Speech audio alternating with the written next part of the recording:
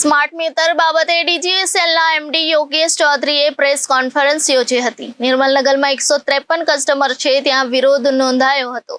ત્યારે આ બાબતે મીટરના રીડિંગ અને બિલની ચકાસણી જૂના મીટરના રીડિંગ સાથે કરાઈ હતી। ગત વર્ષની તુલનામાં ગ્રાહકોના વીજ વપરાશ અંગે આ વર્ષે પણ એટલો જ આવ્યો છે, એટલે બિલ વધારે આવ્યો હોવાની વાત ખોટી છે। સ્માર્ટ મીટર બાબતે ડીજીવીસીએલના એમડી યોગેશ ચૌધરીએ પ્રેસ કોન્ફરન્સ યોજી હતી। તેઓએ પ્રેસ કોન્ફરન્સમાં જણાવ્યું હતું કે આ સ્માર્ટ મીટર રિપ્લેસમેન્ટનું કામ એપ્રિલથી શરૂ થયું હતું અને લોકોને ખબર પણ હતી કે સ્માર્ટ મીટર આવવાના છે। એક મહિનામાં 10,000 મીટર અમે ચેન્જ કર્યા છે। છેલ્લા 3-4 દિવસથી સોશિયલ મીડિયામાં સ્માર્ટ મીટર બાબતે કેટલીક ભ્રામક વાતો થઈ રહી છે।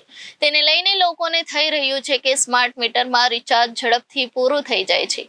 સ્માર્ટ મીટર પણ જૂના મીટર જેવું જ છે, પણ સ્માર્ટ મીટરમાં એક ઓપ્શન છે કે જેમાં કેટલો વીજ વપરાશ થાય છે તેની માહિતી મળી શકે છે।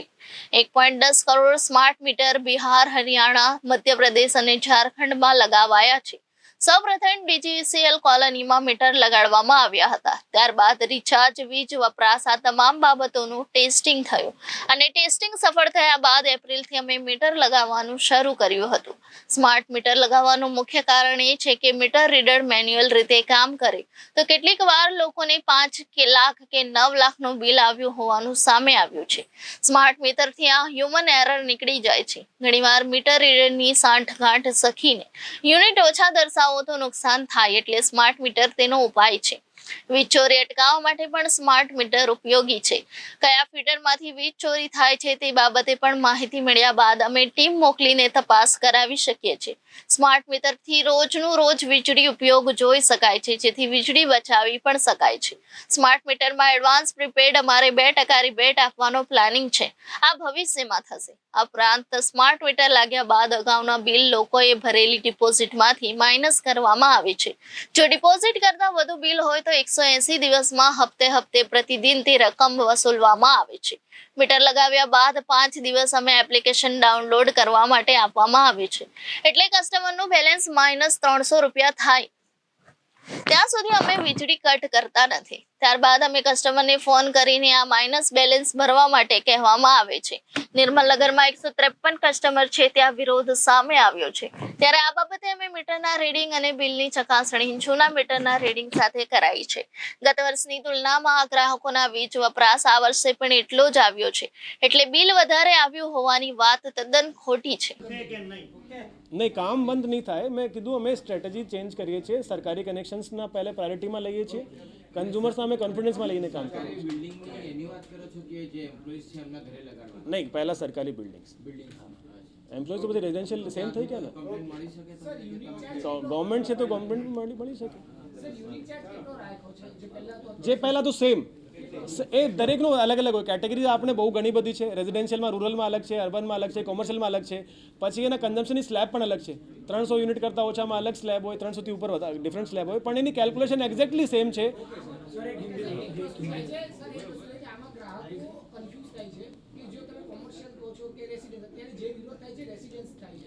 અત્યારે પણ આપણું મહિનાનું જે 2 મહિનાનું બિલ આવે જૂના પ્રમાણે, એમાં પણ દરેકની કન્ઝમ્પશનની સ્લેબ અને એના કઈ કેટેગરી છે એના પ્રમાણે બિલ ડિફરન્ટ થાય છે।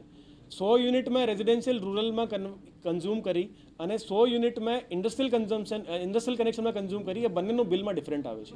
અને અત્યારે સેમ કેલ્ક્યુલેશન સ્માર્ટ મીટરમાં આવશે, એમાં કોઈ ડિફરન્સ નથી। ટેરિફ બિલકુલ સેમ છે।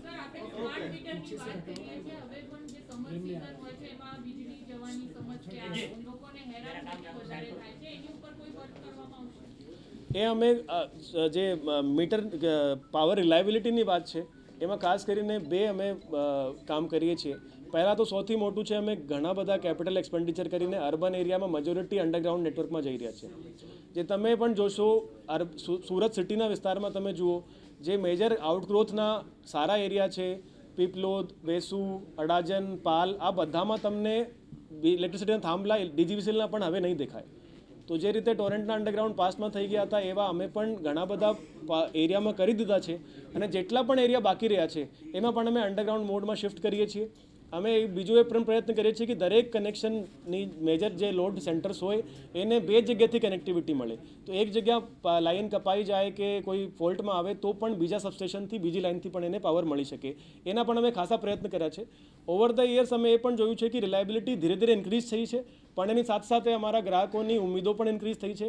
એટલે અમારો પ્રયત્ન એ છે કે અમે એ ધીરે ધીરે કરીને એ લેવલ ઉપર જઈએ જ્યાં ઇલેક્ટ્રિસિટીનો કાપ બિલકુલ મિનિમમ હોય. અત્યારે અમે પ્લાન્ટ લોડ શેડિંગ કોઈ પણ નથી કરતા. એક પણ લોડ શેડિંગ કરવામાં નથી આવતી, ભલે માર્કેટમાં ઇલેક્ટ્રિસિટી કેટલી પણ મોંઘી હોય. પણ ફોલ્ટના કારણે અમુક વાર બિજલી જાય છે, એ અમે એક્સેપ્ટ કરીએ છીએ અને એના ઉપર અમે કન્ટિન્યુઅસલી કામ કરીએ છીએ. ખાસ કરીને સિટી એરિયાઝ, જે અર્બન એરિયા ડેન્સ એરિયાઝ છે, એ અમારા પ્રાયોરિટીમાં છે. Surat city, Bharuch city, Navsari, Valsad city, એ બધી સિટીઝ અમે અંડરગ્રાઉન્ડ મોડમાં લગભગ શિફ્ટ અડધી થઈ ગઈ છે અને જે રિમેનિંગ પોર્શન્સ છે એ નેક્સ્ટ એક વર્ષમાં પણ એ થવાના છે. સુરતમાં છેલ્લા 3-4 દિવસથી પાવર કટનો ખૂબ મોટો ઇસ્યુ થઈ રહ્યો છે, તો એ સંદર્ભે શું કહેવું છે? કારણ કે દરરોજ રાત્રે લગભગ દરેક એરિયાની અંદર 3 થી 4 વખત પાવર સપ્લાય કટ થઈ રહ્યો છે. બધા હશે આમાં, જે મેં કીધું government connection, commercial connections, residential connection, all categories, agriculture connection સિવાયના બધા કેટેગરીના કનેક્શન આમાં આવશે. યસ.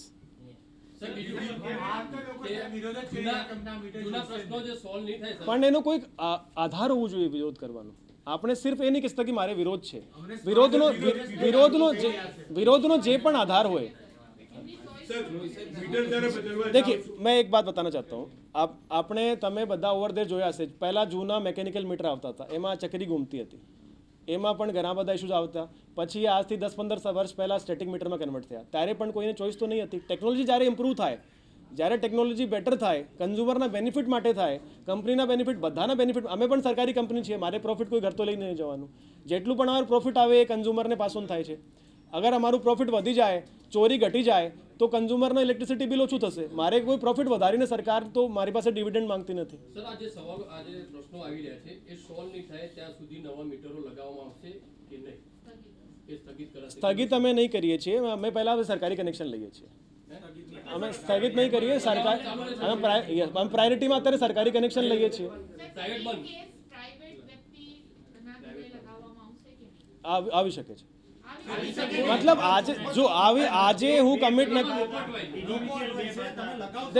દેખો, હર સવાલ, દરેક સવાલનો પ્રશ્ન હાના નામાં નથી હોતું. મેં કીધું કન્ઝ્યુમર્સના કોન્ફિડન્સમાં લગીને કામ કરશું, એટલે મેં ના કેમ પાડું? દરેક સવાલનો જવાબ હા કે નામાં નહીં હોય ને. અમે કીધું કે કન્ઝ્યુમરના કોન્ફિડન્સમાં લઈને શરૂઆત કરીશું કામ કરી. મીટર બદલવામાં આવે છે, કોઈ પણ ગ્રાહકને તમે એમ કહો છો કે જૂનું જે બિલ છે એ તમને સ્લોટ વાઇઝ અમે લઈશું, એવી કોઈ સમજ આપવામાં આવે છે? અમે સમજ આપી પણ છે અને બધાને ટ્રાય પણ કર્યું છે. એ આવા રિટર્ન મટીરિયલ પણ આપ્યા છે, એને વિડીયોના લિંક પણ આપ્યા છે, 1 by 1 પણ ટ્રાય કર્યું છે. પણ એવું થઈ શકે કે આટલા 12,000 કન્ઝ્યુમર હોય તો એમાંથી બધાને 1 by 1 નહીં મળે. એવા પણ અમને દાખલા છે કે જે ઘર બંધ હતા, તો પછી અમે એવા આટલા મીટર નથી રિપ્લેસ કર્યા કે કન્ઝ્યુમર અમને નથી મળ્યું, એના ઘર બંધ છે અત્યારે, તો એ રિપ્લેસ નથી કર્યા. એટલે અમારો પ્રયત્ન પૂરો છે કે દરેક કન્ઝ્યુમરને મળીને ઇન્ફોર્મ કરીને જ અમે મીટર રિપ્લેસ કર્યું છે અત્યાર સુધી. અને એક એ પણ કહેવાનું છે, અમે લાસ્ટ મંથમાં શરૂઆત કરી, 30 દિવસમાં મારા 10,000થી ઉપર મીટર બદલાયા અને કોઈ મોટી કમ્પ્લેન્ટ નહીં હતી. એ બધી જે થોડી સોશિયલ મીડિયા વાયરલ થયા પછી 3-4 દિવસો વધારે ઇશ્યુ થયા છે, એટલે અમે ક્લેરિફિકેશન કરવા માંગીએ છીએ. તમામ લોકો બંધ છે ત્યાં આગળ, ત્યાં કોઈ પણ સમજ આપવામાં નથી આવી, મીટર સીધા બદલવામાં આવ્યા છે. નહીં, એવું નથી. નિર્મલ નગર વિસ્તારમાં અમે પ્રયાસ કર્યું છે. એવું હોય તો અમે તમારી સાથે અમારી ટીમને મોકલીશું અને અમે તમારી સામે વાત કરીશું. સર, ટેકનિકલ સવાલ એવો છે, લોકોને કન્ફ્યુઝન છે કે જે પહેલા મીટર હતા તેનું જે રીડિંગ હતું પર યુનિટનું અને જે સ્માર્ટ મીટર છે એનું યુનિટનું જે રીડિંગ છે એ અલગ અલગ છે. એટલે સ્માર્ટ મીટરના પર યુનિટ ચાર્જ વધારે એવું કરે નહીં. ચાર્જ સેમ છે. પણ જે મેં કીધું કે જે જૂના જે બિલ હોય, એરિયર બાકી હોય, જૂના બિલ જે બાકી હોય, એને અમે જે ડેલી ઇન્સ્ટોલમેન્ટમાં લઈએ છીએ.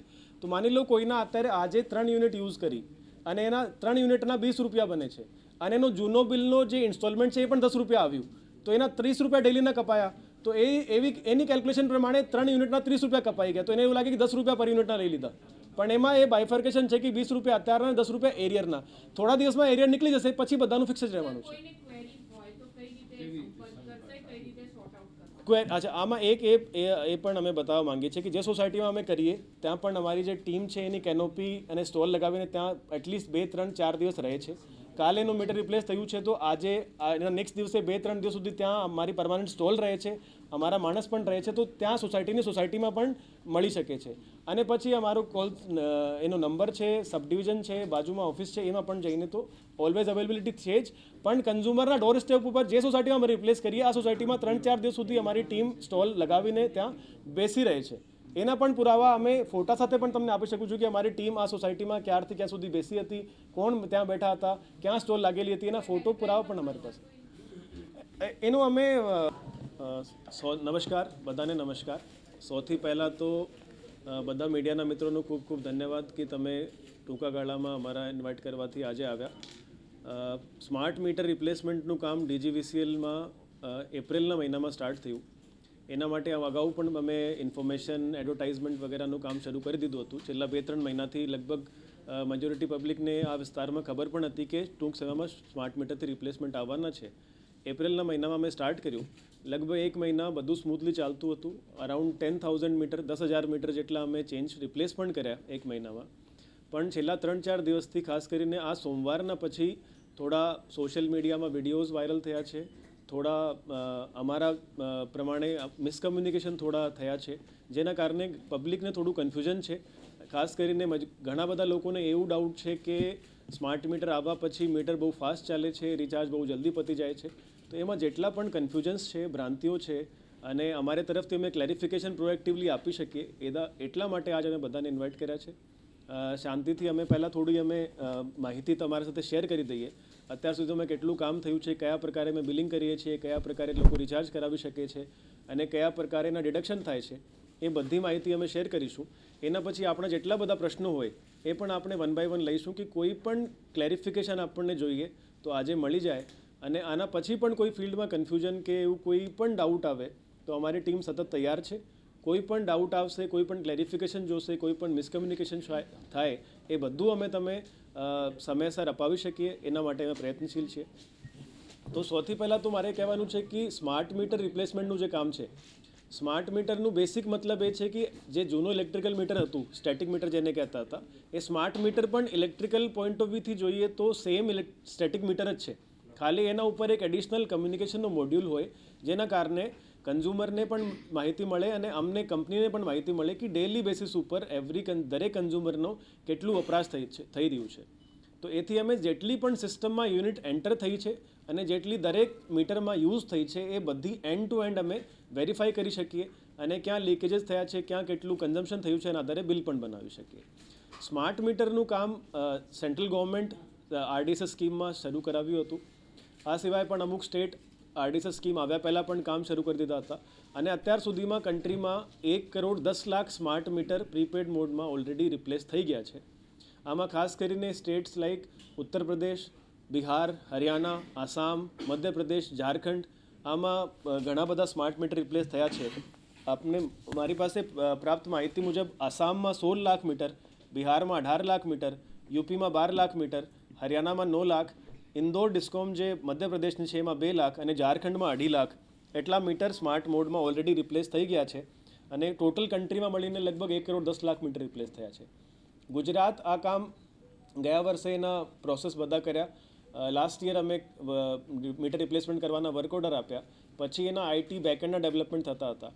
જ્યારે IT ડેવલપમેન્ટ બધા થયા પછી સૌથી પહેલાં અમે અમારી DGVCLની કોલોનીમાં જેટલા પણ એમ્પ્લોઈઝ હતા આ બધાના મીટર રિપ્લેસ કર્યા.